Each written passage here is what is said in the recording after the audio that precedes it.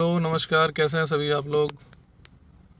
India में ना startup की एक बड़ी अलग सी ही कहानी होती है। जैसे कोई फाउंडर होता है, उसने उसके दिमाग में एक आइडिया आया, या ग्रुप ऑफ फाउंडर होते हैं, मतलब कोई को फाउंडर हो गया, कोई फाउंडर हो गया, उनके दिमाग में कोई एक आइडिया आ गया। अब आइडिया आ गया तो उन्होंने जो है अपने तरफ से कुछ पैसे वैसे लगा के उसको स्टार्ट किया। कुछ दिन मेहनत करी, जो है अपना थोड़ा बहुत जो भी किया, सेल हुई थोड़ी बहुत, लेकिन ऑब्वियसली उस पर जो है कोई प्रॉफिट तो गेन हो नहीं रहा है। तो जो भी सब लोगों ने पैसे लगाए थे वो सब बर्न हो गए, ख़त्म हो गए। अब थोड़ा बहुत काम कर लिया है, थोड़ा बहुत आइडिया हो गया है, तो उसके बाद वो जो है इन्वेस्टर्स को खोजते हैं। इन्वेस्टर्स को खोजेंगे, इन्वेस्टर्स के पास जाएंगे। किसी इन्वेस्टर के पास गए, उससे जो है उन्होंने अपनी सारी कहानी बताई और ये दिखाया कि हाँ, ये मतलब ये सेल हुआ, वो सेल हुआ, और एक सब्ज बाग दिखाते हैं या एक छलावा दिखाते हैं कि ये हो रहा है, वो हो रहा है। इम्प्रेस हो जाता है अगला इन्वेस्टर, इंडिया की मार्केट है ही इतनी बड़ी, कहता हाँ यार ये तो चल जाएगा। तो वो जो है इनको दोबारा फंडिंग करता है, और उसके बदले भाई साहब अपना 5, 10, 15% जो भी होता है वो दे देते हैं इन्वेस्टर को। अब जो है यहाँ पे एक छोटी सी टीम हायर हुई, उसको जो है लेके इन्होंने फिर से अपनी मार्केटिंग करी, और फिर जो है सेल थोड़ा और बढ़ा, लेकिन अब जो है फिर जो है सारा पैसा बर्न हो गया, अभी भी प्रॉफिट में नहीं आए।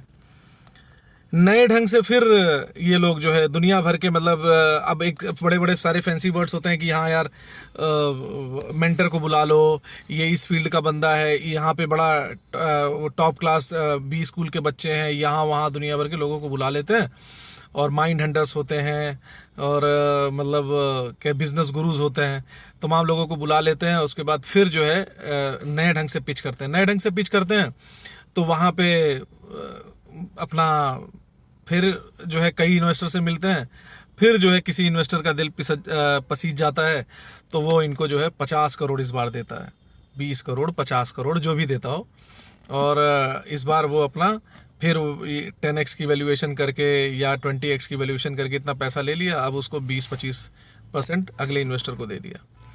अब इसके बाद यहाँ पे जो है आपके जो फाउंडर मियाँ हैं, को फाउंडर मियाँ हैं, उनकी जो है तनख्वाहें बढ़ जाती हैं, अंदर काम करने वाले की तनख्वाह बढ़ जाती हैं, तमाम काम हो रहा है, मार्केटिंग हो रही है, सेल्स और बढ़ रहा है।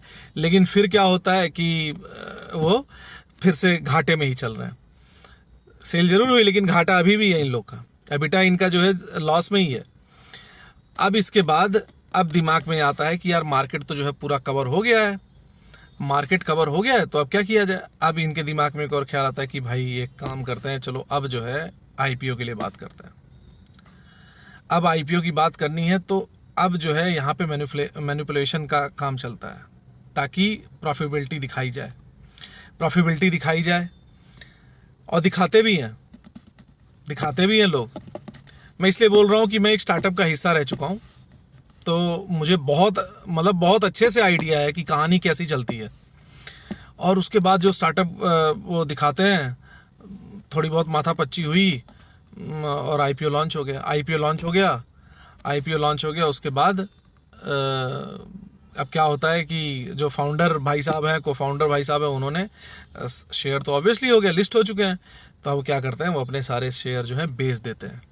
और कस्टमर जो मार्केट से जो कंज्यूमर है या कस्टमर है, उस जिसने शेयर खरीदा है, वो ओवर वैल्यू के ऊपर शेयर खरीद लिया, और उसके बाद फिर क्या होता है, शेयर यूँ धड़ाम से नीचे आ जाता है, शेयर की कॉस्ट। और जो फाउंडर मियाँ हैं, वो इस समय घूम रहे हैं मोनाको में, वो इस समय घूम रहे हैं स्विट्ज़रलैंड में, वो इस समय घूम रहे हैं आपके पोलैंड में, बहामास में, दुनिया भर में घूम रहे हैं, आराम से मस्त काट रहे हैं। कटी किसकी? आपकी, मतलब कस्टमर की। अब आप देख लीजिए, मुझे कभी कभी ये लगता है कि भाई कई सारी स्टार्टअप कंपनी, एग्जांपल के तौर पे ऐसे ही बोल दे रहा हूँ मैं, कि रेवेन्यू जनरेशन हुआ 1000 करोड़ का, और इबिटा लॉस है उनका जो है 700 करोड़ का। भाई ये गजब बिजनेस है। मतलब ये मेरा मैं हर बार अपने वीडियो के लास्ट में बोलता हूँ, ये मेरा सोचना है ऐसा, और मंशा किसकी क्या है वो तो वही जाने, लेकिन आपका क्या कहना है आप इसके ऊपर ज़रूर मुझे कमेंट करके बताइएगा। धन्यवाद, नमस्कार।